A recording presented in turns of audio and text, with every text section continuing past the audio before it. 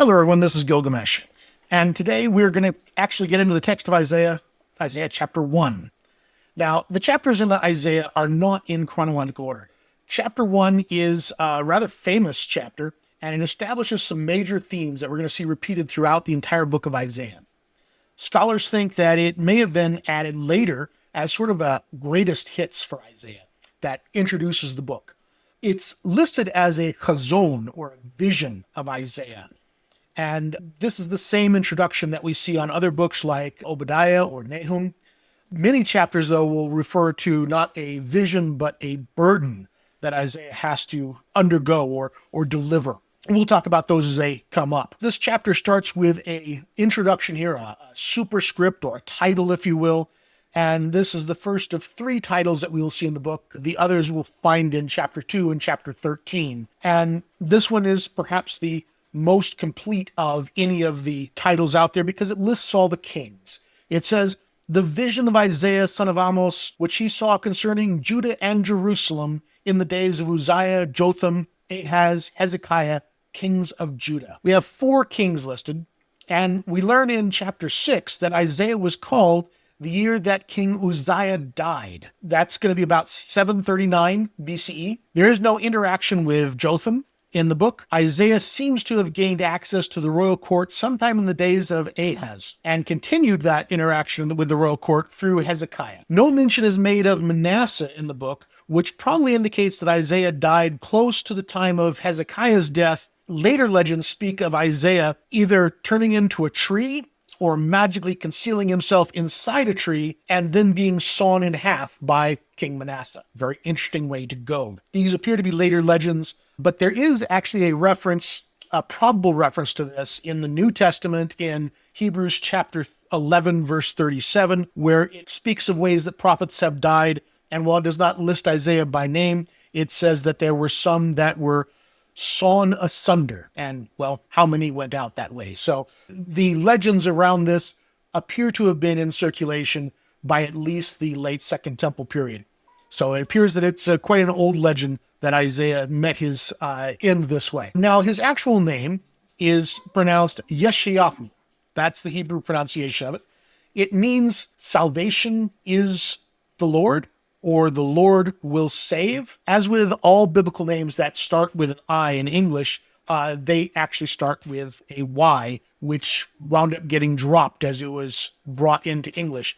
Most names, the Y sound changes to a J sound, but on a few, like Isaiah or Isaac, they wind up dropping that Y sound altogether and bringing it in as an I. So his name in Hebrew is, with a Y sound, Yeshayahu. And if you see it in some other languages, you'll sometimes see it with a J in its spelling as well. That's our Isaiah that we're talking about here in chapter 1. His actual words here start off with a bang. "Hear, O heavens, and give ear, O earth, for the Lord has spoken. Children have I reared and brought up, but they have rebelled against me." Now, we start here with this injunction for the heavens and the earth to hear, and this reminds us of Deuteronomy 32. This was the speech that Moses gave. It's also considered one of the oldest parts of the Hebrew Bible. And in Deuteronomy 32, it starts off with, "Give ear, O ye heavens, and I will speak, and hear, O earth, the words of my mouth." And so this is how Moses, in his address in Deuteronomy 32, starts off, and it's clearly an influence on Isaiah here. But Isaiah has changed it slightly. Notice that he puts the verb hear next to heavens, and the verb here, give ear, next to earth, the exact opposite of what Moses did. Why would he do that? Well, part of it is that Isaiah is a master of language here, and he starts off his writings here with a great bit of alliteration. The verb in the imperative form here that means hear is shimu. And the word for heavens is shamayim. And so Isaiah starts off here with shimu shamayim. By putting that verb next to heavens, he gets this lovely alliteration going, and that's very typical of Isaiah. He draws upon the tradition here of Moses, placing himself in that same prophetic tradition. He uses alliteration, and he also puts forward this idea here that God is a parent here. It puts God in the role of the paterfamilias, the father of the family here, that he is speaking of children that I brought up, but they rebelled against me. And so a lot in this first verse to unpack here. And we go further with this here where he says, the ox knows his owner and the donkey his master's crib. Owner could also be purchaser, would be a fine translation of that. But Israel does not know. My people do not understand. While he's establishing God as the father of the nation, he is referring to Israel as being less than animals. Animals who understand who their master is, who understand who their owner is. Israel doesn't understand this. We've been poor servants or poor followers of the Lord and have not understood these things. And so he is placing Israel in a state lower than these domesticated animals. And then he gets a bit more harsh here. He starts out with, sinful nation.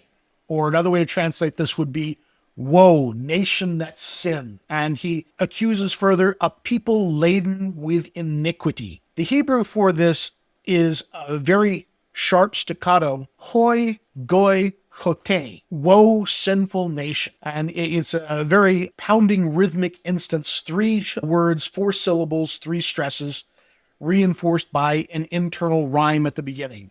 Hoi, goi, chote. He then says, seed of evildoers, children who deal corruptly. There is a step-by-step description of the Israelites, first as a nation, a goy, and then as a large-scale kin group, an and which is often translated as people, and then in familial terms, where he uses the terms zerah, seed or offspring, and then finally back to banim, children. And so we have here a sinful nation of goy, a people, an laden with iniquity, and then seed of evildoers or offspring of evildoers, and then finally banim, children who deal corruptly. And so he goes through this methodical range of ways of identifying the children of Israel. And it says here, they have forsaken the Lord, they've despised the Holy One of Israel, a title that we will see Isaiah use quite a lot. And then this last line is problematic. They're utterly estranged. You could also translate this as they have turned their backs or they have fallen behind. All three of those translations are possible, and you will find different people arguing for different readings of this line. This line is missing entirely from the Greek Septuagint. We're not sure if this line was maybe a later gloss added. It doesn't fit as well with the rest of this section, but it is missing from the Greek, and its translation is far from certain. We have here the next verse, verse 5 here, will you still be struck down? Why will you continue to rebel? Now, Robert Alter, one of my favorite translators, had a good translation of this. He says, why would you be beaten more, still swerving from the way? And so I like the way that he brings this out here. We also have here, the whole head is sick and the whole heart faint. The word here that's translated as whole, the Hebrew word kol, could also mean every. And that's actually where Robert Alter takes it as well, that every head is sick and every heart in pain. From the sole of the foot even to the head, there is no soundness in it. Robert Alter renders it, from foot sole to head, no place in him is intact. The idea here is that the children of Israel, by being rebellious, have brought upon them severe damage. And Isaiah, or perhaps the Lord here, is asking, why will you continue to harm yourself? Why will you continue to rebel and cause these terrible injuries, these difficult problems that are causing you to have bruises and wounds all over your body? And so we continue with this idea of bruises and wounds with this 3-level parallelism here, where he says, but wounds, bruises, and open sores. A, B, C type of parallelism here. He follows it up. They are not closed up, or bound up, or softened with oil.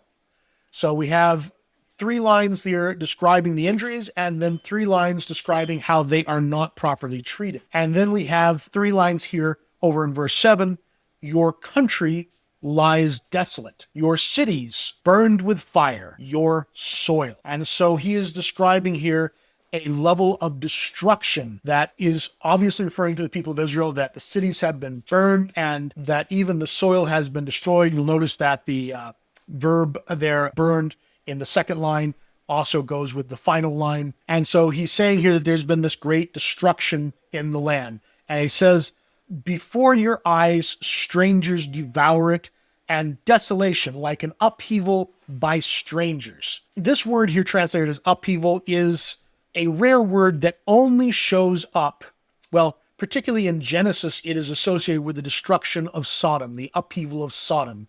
In fact, this is the first hint we have here that he's going to equate Israel with Sodom. It's a fairly uncommon word, and this is the only time that it is used when it is not connected directly with Sodom. Biblia Hebraica Stuttgartensia suggests that the text should be amended so it doesn't say by strangers, but of Sodom. That your desolation is like the upheaval of Sodom, is how BHS suggests that this verse should actually read. But the word strangers here is actually connected back to verse 4. If you remember that line that I said that wasn't in the Septuagint, the same word here that is translated as strangers was used there for those that have turned their back. And so there is a possible connection to that verse from this one as well. We have here the idea that the country has been laid desolate and that things are destroyed. We have here the idea of the daughter of Zion is left, like a booth in a vineyard, like a lodge in a cucumber field, like a besieged city. This verse and the preceding verses probably refer to the devastation that was wreaked by the Assyrian invading forces in 701 BCE. The imagery here is that daughter Zion, and actually that's the way Joseph Blenkinsop translates this verse here, is rather than saying daughter of Zion, he uses it as a proper name and refers to her as daughter Zion is left, which I like. But the idea here is that daughter Zion, which is another term for Jerusalem here, is the only city that's left. The rest of the land has been destroyed. And it's comparing Jerusalem sitting here by itself on the hill as though it were a booth or a lean-to or a shack that is left after a harvest time in the vineyard or in the cucumber fields. Why cucumber fields? I don't know. But yes, cucumber fields. Or the last line brings it back out of metaphor and into reality, like a besieged city. So the idea is that the countryside has been overrun and Jerusalem alone stands remaining here in this pitiful state, surrounded by destruction. We have here then in verse 9, if the Lord of hosts, and hosts is an old-fashioned word, it means armies, basically. This is a military title for the Lord here. And so, if the Lord of hosts had not left us a few survivors, we should have become like Sodom, we should have become like Gomorrah. So now he makes explicit what he had implicitly referenced a few verses back when he talked about the upheaval. He is explicitly saying that they would be like Sodom and Gomorrah. And so he has equated Zion and Jerusalem and the Israelite people to be like these cities of the plain that were overthrown back in the Genesis thing. I will note that this verse does show up as a quote from Paul in the New Testament in Romans chapter 9, verse 29. So there's a lot of influence from this first chapter throughout Christian scripture, as well as later Hebrew scripture as well. And we have here verse 10, hear the word of the Lord, you rulers of Sodom. Give ear to the teaching, or to the Torah is the word that's used here, of our God, you people of Gomorrah. And so we have this nice little A-B parallelism here, and we are talking about the people that are here at Jerusalem are like the people of Sodom and Gomorrah, and it's commanding them to listen to the teachings and to the law. And what is it that we're going to say about this? Well, he's going to give a bit of a diatribe against the use of temple worship. And so he says here in verse 11, what to me is the multitude of your sacrifices, saith the Lord. I've had enough of burnt offerings of rams, and the fat of well-fed beasts, and the blood of bulls, and of lambs, and of goats. I do not desire. When you come to see my face, who has required this of your hand, this trampling of my courts? We have here this idea that God does not want sacrifices. And this has been a subject that has been discussed many times by scholars. Is he truly saying that he is anti-temple, that he is anti-animal sacrifice, or is he criticizing the way in which it is done? The general interpretation of this is that he is actually criticizing the methodology by which they are going about animal sacrifice, and that it does not contain true commitment from the people. We'll see that in the verses that come, but in no uncertain terms here, he is criticizing the current practices at the temple in Jerusalem. Now, you'll notice here I've crossed out here to appear before me and put in place see my face. This is because there is the same verb that can be written either as a passive or an active verb. As a passive verb, it is to be seen or to appear. As an active verb, it is to see. And the only way to tell whether this is an active or a passive verb is with the vowel points on the Hebrew. And the vowel points did not originally exist in the text. They were added many centuries later, sometime around 700 CE. They added vowel points. And throughout the Masoretic text, the verb for seeing the face of God, the original conception of the pilgrimage to the Jerusalem temple, has been piously revocalized as a passive form, to be seen or to appear. The Peshitta, which is an early translation of the Bible into Syriac, which is a dialect of Aramaic that was used by the Christians, and a few other manuscripts preserve the active verb in this place. And so we have good evidence that this verb was originally an active verb and was changed by the rabbis to a passive verb because they did not like what this implies here. They wanted it to be more that you were appearing before God, not that you came to the temple to see God. But the original text seems to say more of when you come to see my face, meaning that they were going to the temple and offering their sacrifices there with the understanding that this was their opportunity to interact with deity.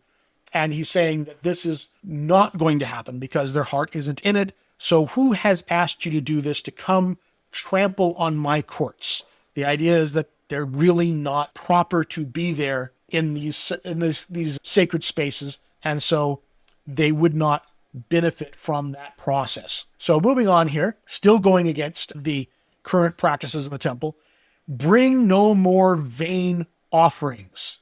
Incense is an abomination to me. Now, Robert Alter also did a great translation on this here. He says, you shall no longer bring false grain offering. It is incense of abomination to me. His captures a little bit more of the detail of what's going on here, that this is specifically the grain offering we're talking about, which doesn't come across in a lot of the translations. But the idea here is that this is a vain or meaningless offering, that it doesn't have the real bearing and power that the offering should have. New moon and Sabbath, the calling of assemblies. I cannot endure iniquity and solemn assembly. Robert Alter, for that last line, had another great translation that he offered. I cannot bear crime and convocation. We'll talk in a moment why he did that. But let's go back here to the calling of assemblies. The calling of assemblies is an example of what we call a cognate accusative, and it doesn't survive translation well. This is when the direct object of a sentence and the verb come from the same root. An example of this in English would be to say, I have dreamed a dream, phrase that does show up in the Bible. It's uncommon in English, and in English we actually even try and avoid that sort of thing, but this is a beloved convention in Hebrew, particularly biblical Hebrew, to use cognate accusatives where your verb and your direct object come from the same root. And so if we wanted to try and translate this very literally, you would translate this something as the calling of callings, meaning calling together of people. But we don't have a word that quite works that nicely in English. So it's difficult to render how the Hebrew is really structured here. But we have this idea here, new moon and Sabbath and the calling of callings, or the assembling of assemblies. Then where we go down to, I cannot endure iniquity and the solemn assembly. This is, Robert Alder goes with, I cannot bear crime and convocation. He chooses this because it emulates the approximate alliteration in the Hebrew of avin va'atzara. And so the Hebrew here has alliteration at this point when it talks about iniquity and solemn assembly, and he's trying to capture that a little in his translation. So going on to verse 14 here, your new moons and your appointed feasts my soul hates. So we've talked about the new moons and here he's saying that this is the Lord speaking, his soul hates them. They become a burden to me. I am weary of bearing them. When you spread out your palms, and this is referring to worship there in the temple, that they would raise their hands up towards the heavens. We have examples of like Solomon doing this when he gave his dedicatory prayer. When you spread out your palms, I will hide my eyes from you. Even though you make many prayers, I will not listen. And so the traditional posture of prayer was to raise one's hands to the heavens. And he's saying when we do this, he will not see us. He will turn away his eyes. And then he gives the last couplet here, this line of why. Your hands are full of blood, your fingers with iniquity. Now that last line there is in the Dead Sea Scrolls, but it has been lost from the traditional Hebrew text that we have. And so the Dead Sea Scrolls have restored to us what a missing line here that probably through scribal error or whatever was lost. It fits very nicely as a nice parallel. Your hands are full of blood, your fingers with iniquity. And so the idea here is that while they lift up their hands in prayer, they are guilty, and so their hands are full of blood. Robert Alter makes a nice little comment on that. This shocking detail is held back until the end of these two lines of poetry. The palms lifted up in prayer are covered with blood, and that is why God averts his eyes, because he can't bear looking at them. It should be noted that Isaiah's outrage, as it is spelled out in verse 17, is not chiefly with cultic disloyalty, as it would be for the writers in the school of Deuteronomy, but with social injustice, the indifference to the plight of the poor and the helpless, exploitation of the vulnerable, acts represented here as the moral equivalent of murder. The second part of the line is, of course, from the Dead Sea Scrolls, scroll 1Q Isaiah A, and it makes a nice parallel. We now come to a point of correction for this. And he says, wash yourselves, make yourselves clean, remove the evil of your deeds from before my eyes. And then we have three sets of couplets here. Cease to do evil, learn to do good, seek justice, defend the oppressed, bring justice to the fatherless, plead the widow's cause. So we have here the idea of going through a cleansing, a washing and a cleaning, and removing this evil out, and a change in behavior. And particularly here, we talk about social justice. We need to be taking care of those most vulnerable in society, the fatherless and the widows. This is a theme that Isaiah will come back to constantly. He also loves the words justice, which in Hebrew is mishpat, and the word righteousness, which in Hebrew is tzedakah. These will be themes throughout the entire book of Isaiah. Now, the one line here that says correct oppression or defend the oppressed, these are competing translational ideas. And again, it's a matter of the ancient Hebrew did not have vowels to tell us exactly what was meant here. And changing it from a abstract noun like oppression to a specific group of people like oppressed makes it fit in parallel better with fatherless and widows that are in the following lines. And so that seems to be the more correct option here. The word correct could also mean to defend. And that also seems to be more in line with what we're trying to say in this verse from Isaiah's message. And so I think that's the better translation, to seek justice, defend the oppressed, and then it goes into more detail, bring justice to the fatherless, plead the widow's cause.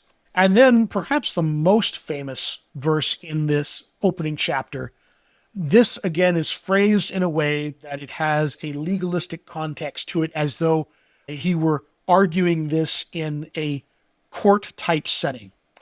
Come now, let us reason together, says the Lord. Though your sins are like scarlet, they shall be white as snow. Though they are red like crimson, they shall become like wool. There is a definite connection here with the idea of scarlet and crimson to the previous verse where it was saying that their hands needed to be cleansed that were full of blood. And so that is definitely reflected in this imagery here. Now, what are scarlet and crimson? Well, scarlet is, the word actually refers to a colored fabric named after the nests of eggs of the scale louse, as in Turkish kirmis and Persian and Arabic kirmiz. And I apologize if I did not pronounce those right. Those aren't really languages I'm really good with. These are collected from the leaves of the Quercus coccifera. And the pictures here show what they look like. Crimson is a reference to this crimson worm, and it was from this crimson worm that the crimson dye was extracted. So there's this little worm here that they would basically crush it up and use it as dye to make these crimson-colored cloths. And so it's saying, though your sins be red like crimson, though they be like the scarlet material that's dyed from them, they're going to become like snow, which was perhaps one of the whitest things they could think of, or shall become like wool. Hopefully the wool of the white sheep. But yes, that was also apparently a symbol of something that was pure and white. So famous line here, the idea that this can be corrected, the idea that the hands full of blood can be made clean, and that there is hope for these people. So going on to verse 19, if you are willing and obedient, you shall eat the good of the land. But if you refuse and rebel, you shall be eaten by the sword, for the mouth of the Lord has spoken. So we have this idea here that not only are they going to be cleansed, but there is this conditional promise that if they are willing and obedient, they will have the fruit of the land to eat, that they will have what they need for food. But if not, they will become food of the sword. Being eaten by the sword seems a little unusual to us, but it preserves the idea that the sword, the edge of a sword was often referred to as the mouth of a sword. And it was visualized that the sword consumes people as it destroys them.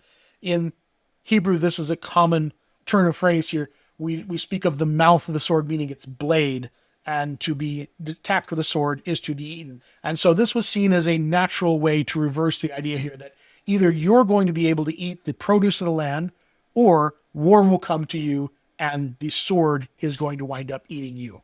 And then we close it off here with this sealing phrase here of, for the mouth of the Lord has spoken.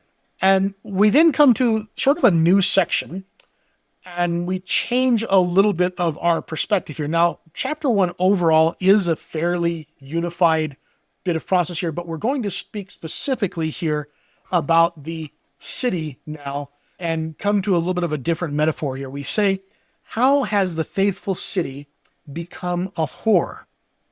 She who was full of justice. Now, the Septuagint actually adds the word Zion in here so that we know exactly what city we're talking about. We are talking about Jerusalem.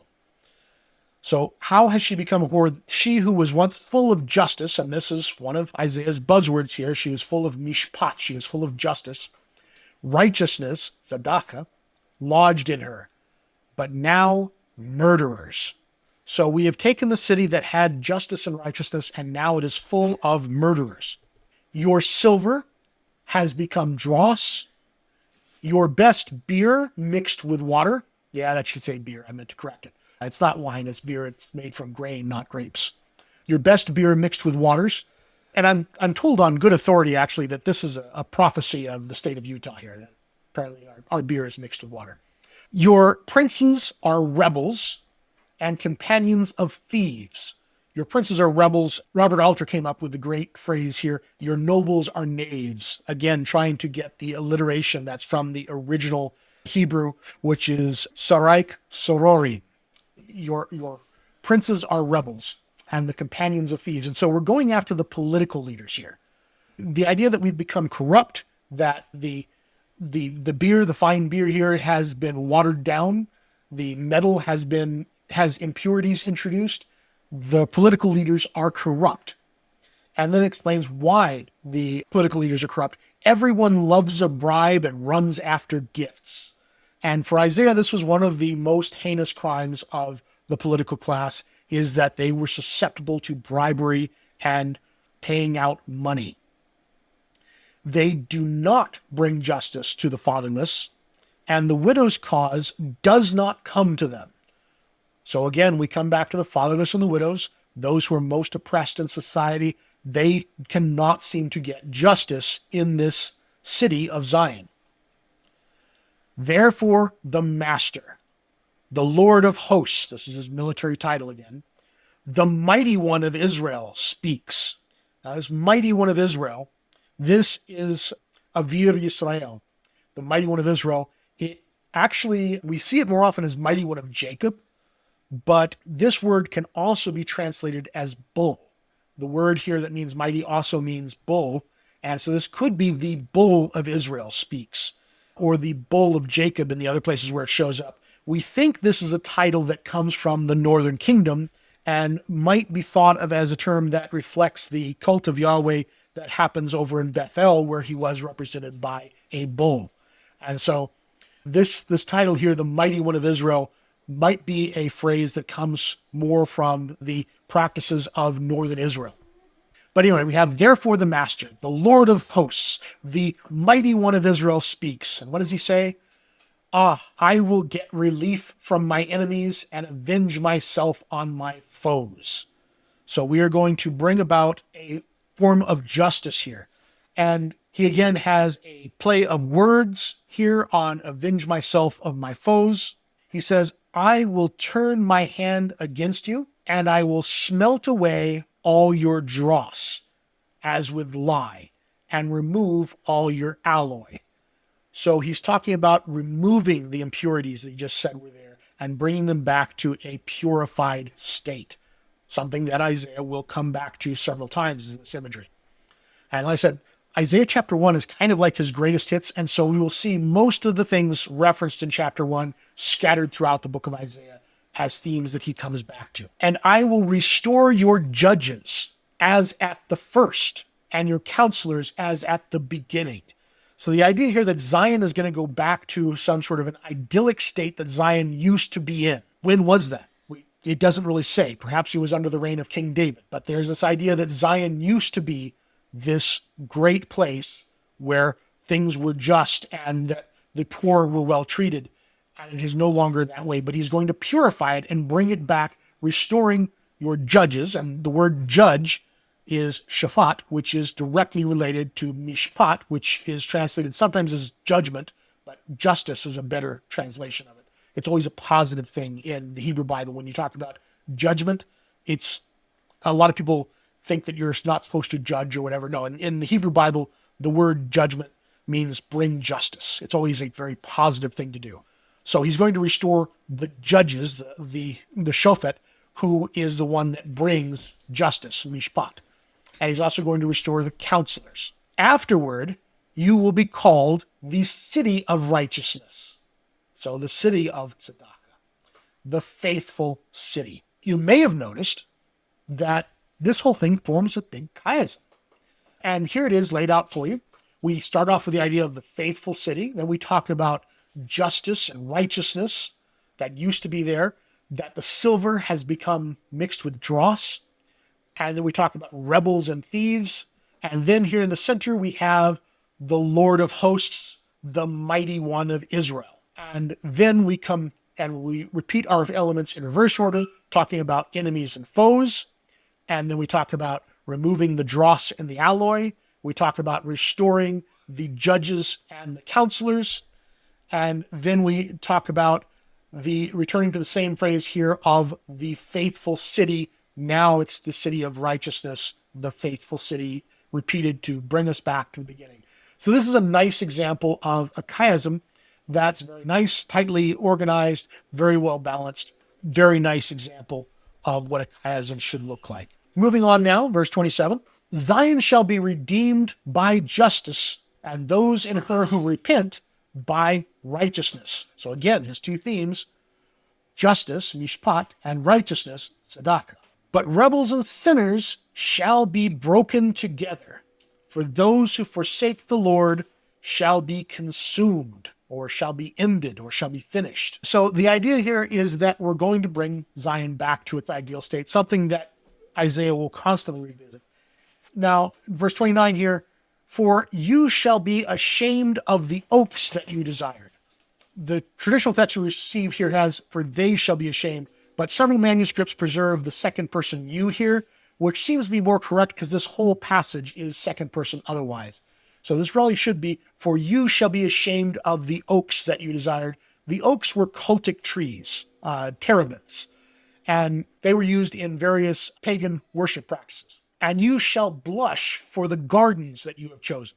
The gardens likewise appear to be some type of a cultic setting where pagan activities took place. And you shall be like an oak whose leaf withers. So we come back to the idea of the oak. The oak is withering. And like a garden without water.